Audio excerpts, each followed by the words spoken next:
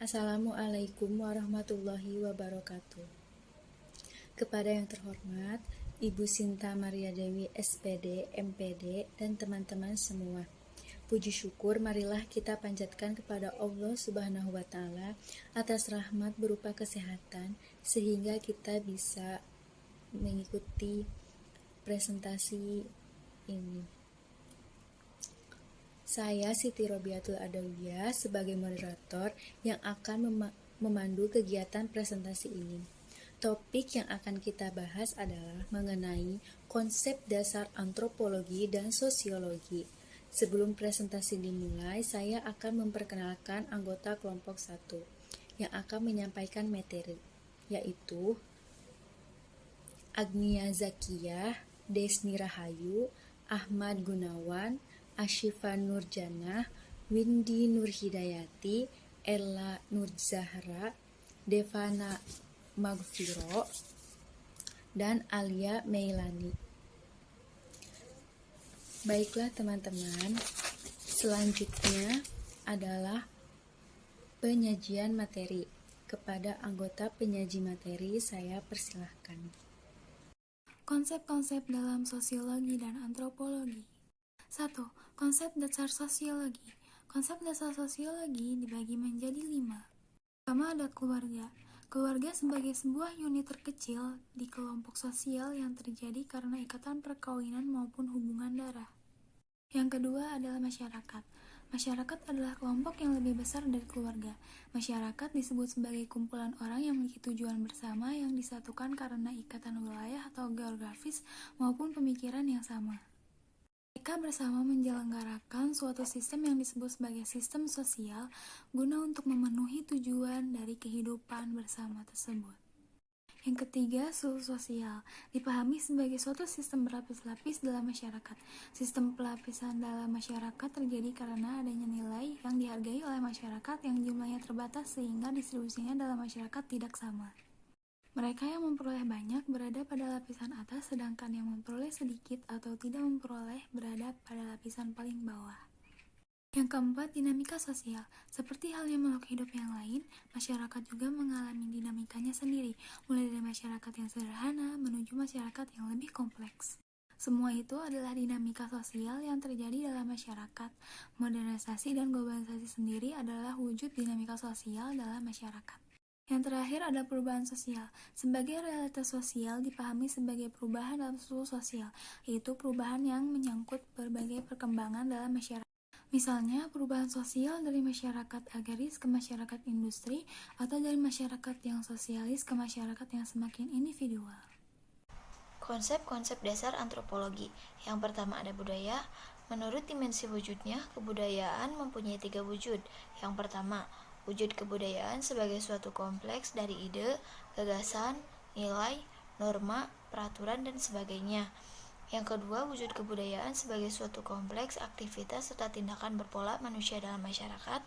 Yang ketiga, wujud kebudayaan sebagai benda-benda hasil karya manusia. Yang kedua ada adat. Adat merupakan gagasan kebudayaan yang mengandung nilai kebudayaan, norma, kebiasaan, serta hukum yang sudah lazim dilakukan oleh suatu daerah. Di Indonesia, sistem hukum adat dibagi dalam 3 kelompok. Yang pertama, hukum adat mengenai tata negara. Yang kedua, hukum adat mengenai warga. Yang ketiga, hukum adat mengenai delik atau hukum pidana. Yang ketiga ada kelompok etnik. Kelompok etnik disebut juga dengan suku bangsa. Suku bangsa adalah suatu golongan manusia yang terikat oleh kesadaran dan identitas akan kesatuan budaya. Pengertian etnik sendiri dibedakan dalam pengertian ras, karena ras biasanya mengacu pada suatu cara kelompok masyarakat menggambarkan dirinya sendiri atau digambarkan dirinya sendiri atau digambarkan oleh orang lain sebagai hal yang berbeda dari manusia yang lainnya karena karakteristik fisik bawaan yang diasumsikan. 4. Etnosentrisme. Etnosentrisme biasanya dimulai pada saat kita menilai masyarakat lain dari kacamata kita sendiri. Dengan demikian, nilai budaya kita dijadikan tolak ukur dalam menilai budaya orang lain. Pada saat kita menilai budaya orang lain, terkadang kita terjebak dengan penilaian bahwa masyarakat dengan budaya berbeda kelihatannya begitu rendah taraf sosial dan kebudayaannya jika dipandang dari kacamata budaya kita. Sikap inilah yang disebut dengan etnosentrisme. 5. Relativisme budaya. Relativisme budaya adalah sebuah pemikiran yang menolak kritik tertentu terhadap kebudayaan yang berguna dalam menentukan pola perilaku, nilai, dan norma yang telah disepakati bersama dalam masyarakat. 6. Emik dan etik. Emik merupakan sudut pandang dalam etnografi yang mencoba menjelaskan suatu fenomena tertentu dalam masyarakat dengan perspektif dari masyarakat itu sendiri.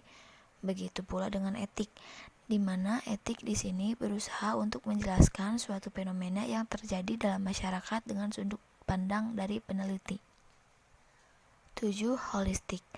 Holistik adalah suatu cara pandang yang menyatakan bahwa keseluruhan sebagai satu kesatuan lebih penting daripada bagian-bagiannya.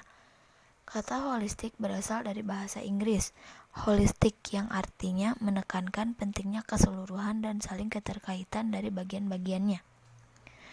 8. Struktur sosial.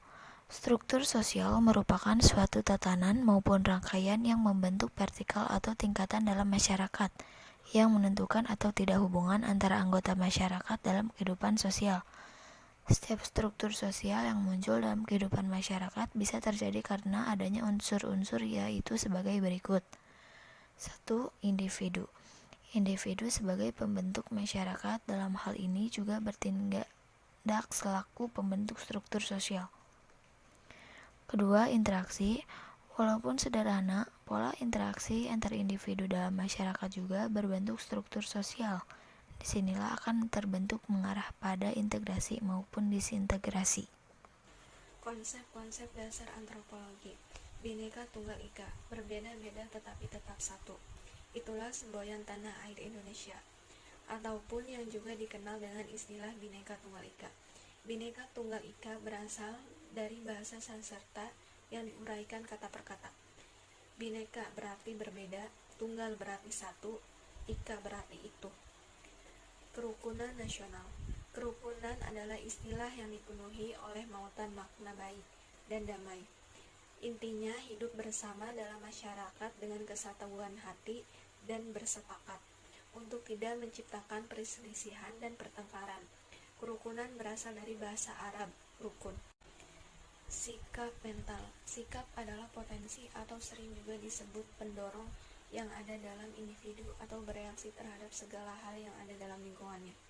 Kata mental dapat diartikan sebagai rangkaian sistem abstrak yang hidup dalam pikiran mengenai apa yang harus dianggap penting dan berharga dalam hidup. Sehingga yang dimaksud sikap mental adalah suatu kemungkinan yang akan terjadi pada diri seseorang sehingga mempunyai persepsi atau perilaku yang muncul dari jiwanya sebagai reaksi atau respon atas situasi yang mempengaruhinya. Revolusi mental. Revolusi dari bahasa Latin revolutio yang berarti berputar arah adalah perubahan fundamental atau struktur organisasi yang terjadi dalam waktu yang relatif singkat. Sedangkan mental atau lebih tepatnya mentalitas adalah cara berpikir atau kemampuan untuk berpikir, belajar, dan merespon terhadap suatu situasi atau kondisi. Masyarakat multikular, perbedaan karakteristik berkaitan dengan tingkat diferensiasi dan stratifikasi sosial masyarakat yang memiliki karakteristik yang berbeda-beda. Ini disebut sebagai masyarakat multikular. Masyarakat multikular disusun atas tiga kata, yaitu masyarakat multi dan kultural. Masyarakat multikular adalah suatu masyarakat yang terdiri atas beragaman budaya. Hal tersebut disebabkan karena banyaknya suku bangsa yang memiliki struktur budaya sendiri yang berbeda dengan budaya suku bangsa yang lainnya. Masyarakat multikular dapat dilihat dari ciri-ciri memiliki lebih dari sub kebudayaan, membentuk sebuah struktur sosial, segmentasi ke dalam kelompok-kelompok. Masyarakat terbagi menjadi kelompok yang mendominasi dan didominasi. Sering mengalami konflik sosial. Masyarakat plural. Masyarakat plural adalah kumpulan orang yang di dalamnya hidup secara bersama-sama dengan berbagai tradisi dan kebiasaan yang berbeda-beda. Pluralisme dapat diartikan sebagai sebuah kerangka di mana ada interaksi kelompok-kelompok yang menunjukkan rasa saling menghormati dan toleransi satu sama lain. Konsep pluralisme timbul karena adanya konsep toleransi. Pluralisme juga sering diartikan sebagai paham yang menoleransi adanya ragam pemikiran, agama, kebudayaan, peradaban, dan lainnya. Harmonisasi budaya. Harmonisasi berasal dari kata harmoni, berarti keselarasan. Harmoni atau tertib sosial merupakan istilah yang digunakan untuk menggambarkan kondisi kehidupan masyarakat yang aman, dinamis, dan teratur sebagai hasil hubungan yang selaras antara tindakan sesuai dengan status dan perannya masing-masing. Budaya adalah suatu cara hidup yang berkembang dan dimiliki bersama oleh sebuah kelompok orang dan diwariskan dari generasi ke generasi. Keterkaitan sosiologi dan antropologi. Sosiologi berasal dari bahasa Yunani, yaitu kata sosius dan logos, di mana sosius memiliki arti kawan atau teman, dan logos berarti kata atau berbicara. Menurut Bapak Selo Sumarjan dan Sulaiman Sumardi, sosiologi adalah ilmu yang mempelajari struktur sosial dan proses-proses sosial, termasuk perubahan-perubahan sosial. Menurut ahli sosiologi lain yakni Emil Durkheim, sosiologi adalah suatu ilmu yang mempelajari fakta-fakta sosial, yakni fakta yang mengandung cara bertindak, berpikir, berperasaan yang berada di luar individu, di mana fakta-fakta tersebut memiliki kekuatan untuk mengendalikan individu. Tujuan dari ilmu sosiologi adalah untuk meningkatkan kemampuan seseorang untuk menyesuaikan diri atau beradaptasi dengan lingkungan sosialnya. Pokok bahasan dari ilmu sosiologi adalah seperti kenyataan atau fakta sosial, tindakan sosial, hayalan sosiologis, serta pengungkapan realitas sosial. Antropologi berasal dari kata Yunani anthropos yang berarti manusia atau orang, logos yang berarti wacana dalam pengertian bernalar atau berakal. Antropologi mempelajari manusia sebagai makhluk biologi sosial. Secara etimologi, antropologi adalah salah satu cabang ilmu sosial yang mempelajari tentang budaya masyarakat suatu etnis tertentu. Antropologi lebih memusatkan pada penduduk yang merupakan masyarakat tunggal dalam arti kesatuan masyarakat yang tinggal daerah yang sama. Antropologi mirip seperti sosiologi, tetapi pada sosiologi lebih menitik beratkan pada masyarakat dan kehidupan sosial. Perbedaan sosiologi dan antropologi. Objek kajian sosiologi adalah masyarakat. Masyarakat selalu berkebudayaan. Masyarakat dan kebudayaan tidak sama, tetapi berhubungan sangat erat. Masyarakat menjadikan kajian pokok sosiologi dan kebudayaan menjadi kajian pokok antropologi. Jika diibaratkan sosiologi merupakan tanah untuk tumbuhnya kebudayaan. Kebudayaan selalu bercorak sesuai dengan masyarakat. Masyarakat berhubungan dengan susunan satu serta proses hubungan antara manusia dan golongan. Adapun kebudayaan berhubungan dengan isi atau corak dari hubungan antara manusia dan golongan. Oleh karena itu, baik atau masyarakat atau kebudayaan sangat penting bagi sosiologi dan antropologi. Hanya saja penekanan keduanya berbeda. Kesimpulan, sosiologi dan antropologi adalah objek ilmu manusia. Sosiologi mempelajari manusia dan hubungannya, sedangkan antropologi lebih menitik beratkan kepada budaya dalam suatu kelompok masyarakat tertentu. Walaupun demikian, sosiologi dan antropologi memiliki persamaan yang sangat signifikan, yaitu bertujuan untuk mencapai pengertian tentang asas-asas hidup masyarakat dan hidup manusia pada umumnya.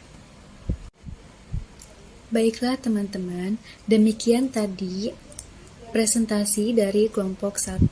Terima kasih atas perhatian dan kerjasamanya. Wassalamualaikum warahmatullahi wabarakatuh.